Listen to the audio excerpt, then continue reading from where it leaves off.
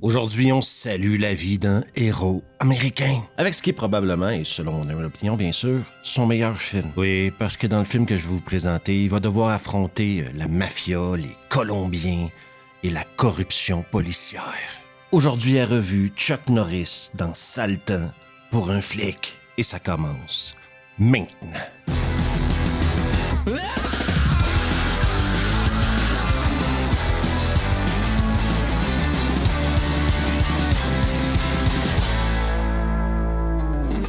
Tiens, j'ai un cadeau pour toi. C'est bien ce truc, ça développe le ciboulot.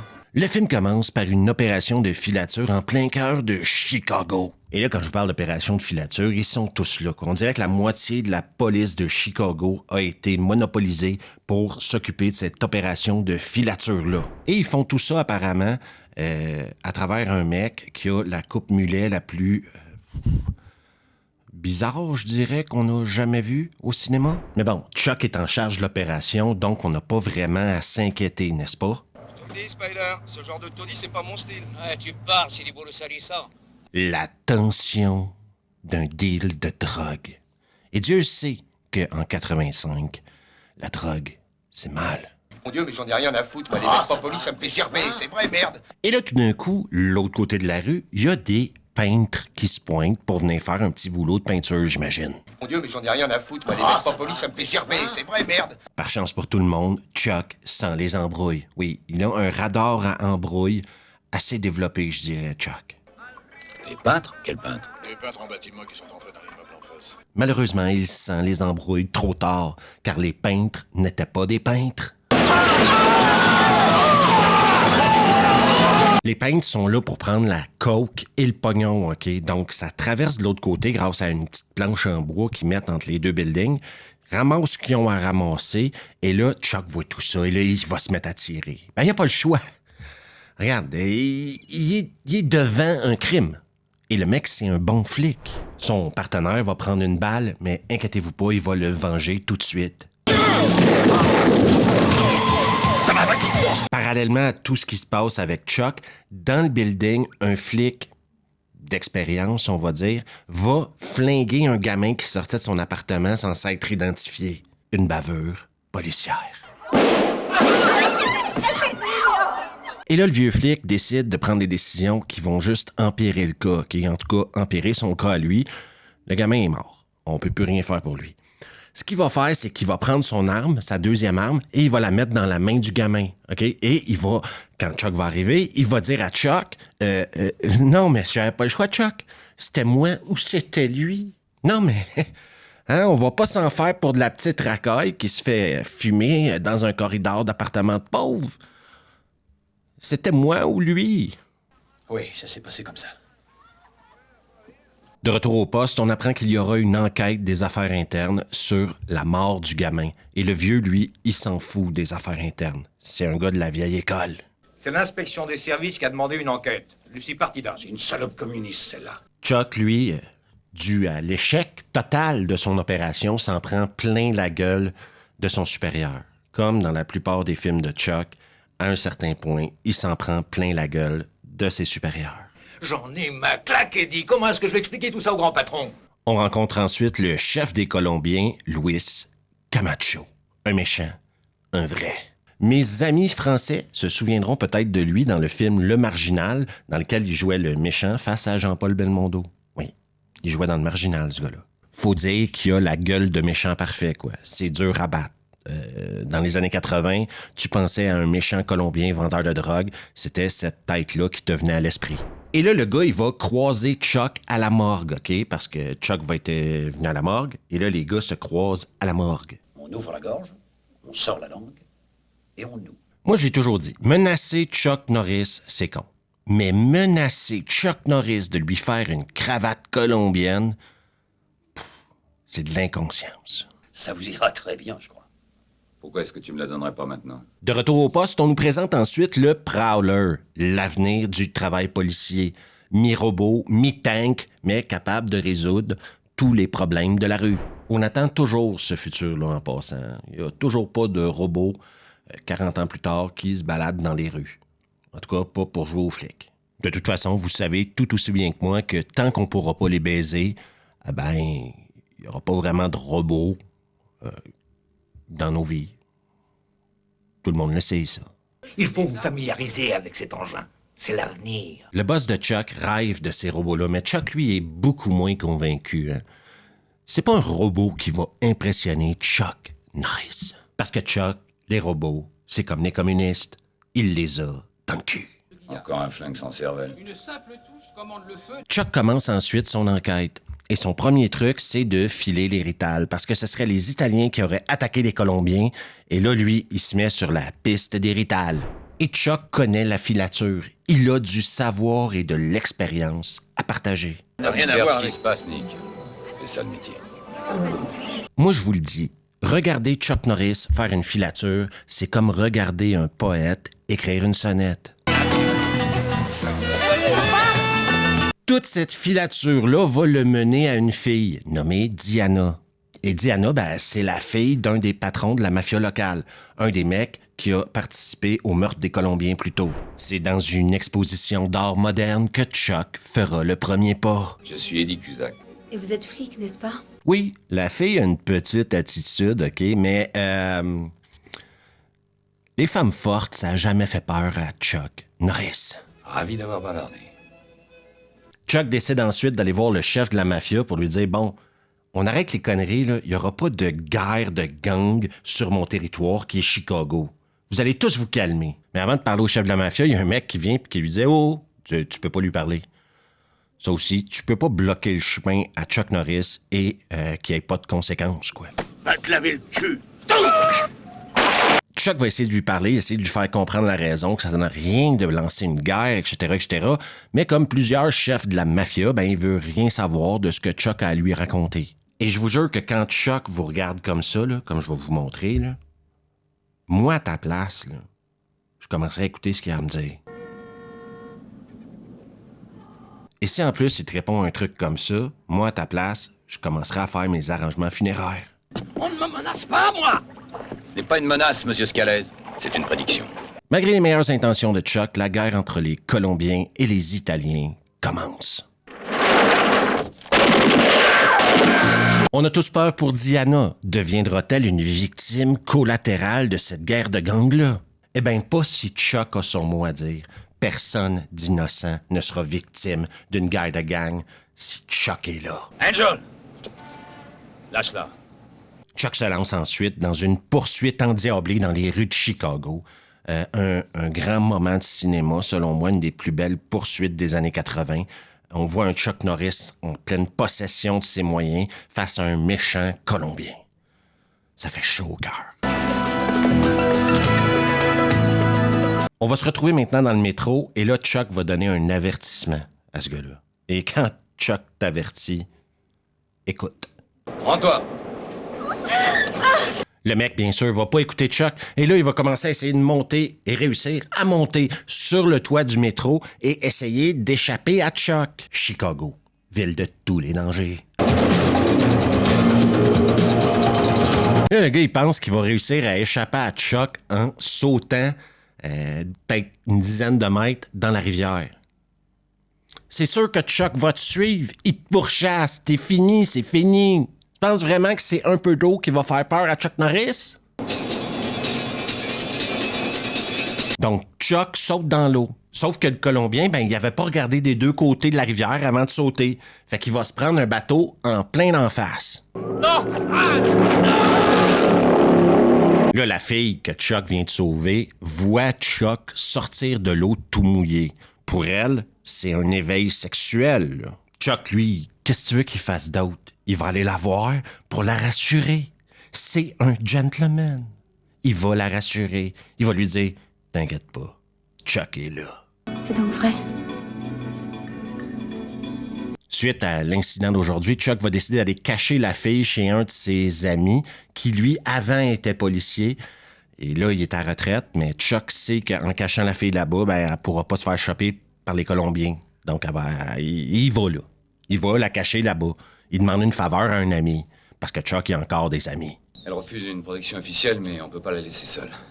Dans une scène qui apporte absolument rien au film, deux glandus décident d'aller braquer le bar où tous les policiers sont en train de prendre une petite bière tranquille. Comme je disais, on parle de 2 glandus ici. Allez, assez rigolé, tas de fumier, les mains en l'air. Pendant ce temps-là, Diana, elle a besoin de réconfort. C'est normal. Pensez à tout ce qu'elle a vécu aujourd'hui, là. Prise en otage par un Colombien, courir dans les rues de Chicago, sans fin, être sauvé par Chuck Norris. Ça arrive pas à tout le monde, ça. C'est pas tout le monde qui est fait pour vivre cette vie-là, quoi. Certaines personnes ont besoin de réconfort. S'il vous plaît, serrez-moi dans vos bras. Après avoir réconforté Diana, Chuck va aller voir son partenaire au bar, le jeune flic qui était avec le vieux flic, qui a vu tout ce que le vieux flic a fait et il va tout lui balancer. Il va tout lui dire. Le vieux a planté une arme, le vieux a tiré sans y penser. Tout ça, c'est de la merde. Chuck va lui dire, mais t'as pas le choix d'en parler aux affaires internes. Parce que si, dans le futur, il tue quelqu'un d'autre comme ça parce qu'il est rendu trop vieux pour être sur le terrain, ça va être de ta faute à toi parce que t'auras pas fait la bonne chose. Et quand vient le temps de décider si tu dois faire la bonne chose ou la mauvaise chose, je pense pas qu'il y ait meilleur conseil que Chuck Norris, là. Moralement, spirituellement, Chuck est au top, là. Alors dis-leur tout, Nick. Je te soutiendrai. Et le lendemain matin, pendant que Chuck, on sait pas il est où, eh ben, il se passe quelque chose chez son pote, l'ancien flic qui cache Diana. Oui, le gars du câble, il vient. C'est louche un peu, mais regarde, ça pue du cul. Là, il y a plusieurs flics qui décident de pas aider Chuck parce qu'il a pas voulu supporter le vieux qui a fait une bavure, OK? Ça fait en sorte que Chuck, lui, il doit se rendre chez les Colombiens, mais personne vient l'aider. Ça fout une merde pas possible. De l'autre côté, Chuck a peur de personne, ni de rien. Si les autres veulent pas l'aider, là, ben, il va s'en occuper tout seul. Eh, poulet, t'as rien à foutre ici. Quand je voudrais ton avis tête de nœud, je te sifflerai. Certaines personnes diront, mais qu'est-ce qu'il va faire à 20 contre 1, Steve? Il va faire de son mieux déjà, parce que c'est Chuck. C'est Chuck. C'est pas parce qu'ils sont 20 contre lui que tout d'un coup, ces burnes disparaissent, là. Il y en a toujours eu, il y en aura toujours. 20 contre 1 ou pas, la loi, c'est la loi. Là, Chuck va décider de se laisser faire prendre prisonnier parce qu'il a le sentiment que Camacho a des choses à lui dire. Il est malin, Chuck. Très malin. Tu amènes Luna, ou la fille meurt. Et Camacho, ce qu'il veut, pour le moment en tout cas, c'est pas de tuer Chuck, non. Lui, il a la fille en otage. L'offre qu'il va faire à Chuck, c'est « Je te donne la fille si tu me donnes son père. » C'est une offre valable à quelque part. Là, la motivation de Chuck est à son comble. Faut qu'il retrouve le père de Diana, OK? Qu'il l'amène à Camacho et qu'il sauve Diana. Et même s'il a mangé quelques petites claques sur le nez par les hommes de Camacho, ben il n'y a rien qui va l'arrêter, Chuck. Parce que Chuck, c'est Chuck, OK? Donc, on se retrouve maintenant sur les boulevards de Chicago à toute vitesse et Chuck essaie d'aller chercher le père de Diana. Oh, le fumier, il est cinglé. Malheureusement, il va avoir un accident, OK? En essayant de choper Chuck, le mec, ça va déconner, quoi. Et là, le père de Diana va se prendre un mur de béton en pleine gueule. Et là, la voiture, elle va exploser. Ça, c'était pas prévu dans le plan de Chuck. J'ai hâte de voir ce qu'il va faire. Cette situation-là où le père de Diana est mort, eh ben, ça va forcer Chuck à mentir. Oui, il va mentir à Camacho. Oui, il aime pas ça, mentir, mais là, il a pas le choix, OK? Il a pas le choix. Dis à Louis que j'ai Tony Luna. Il se retrouve sans l'aide de personne et il doit sauver Diana. Qu'est-ce que vous voulez qu'il fasse? Il aime pas cette idée-là, mais il aura pas le choix d'utiliser le robot. Il veut pas! C'est clair qu'il veut pas, mais il aura pas le choix d'utiliser le robot. Mais non, les autres flics veulent pas l'aider. Hein? T'es obligé d'avoir recours à la technologie. Non, faut que vous compreniez qu'il y avait besoin de puissance de feu, là. Puis le robot, ça amène une certaine puissance de feu. Et comme Chuck ne prend jamais de chance, il a emmené un bazooka aussi. Ça, en 85, les bazookas, tu trouvais ça à la police de Chicago dans toutes les voitures. Et laissez-moi vous dire que quand Chuck Norris te regarde comme ça, là, tu peux compter les minutes qui te restent à vivre. Maintenant, il sort le fusil à pompe. Et Chuck Norris avec un fusil à pompe, c'est un artiste, le gars. Regardez ça. C'est un naturel. Plus de balles dans le fusil à pompe, pas de problème, sort le Magnum. Et du coup, il sort le Magnum, ça devient presque injuste pour les Colombiens. Et Fred! Camacho se retrouve seul face à Chuck, donc ça va pas bien. En tout cas, pas pour lui. Hein. Nous, on s'amuse comme des fous. Lui, c'est plus compliqué. Là. La fille va y passer! Et oubliez pas que les méchants des années 80, tu dois toujours les tuer 2 fois. Et c'est ce que Chuck va faire. Et ça, c'est la fin de Sale temps pour un flic.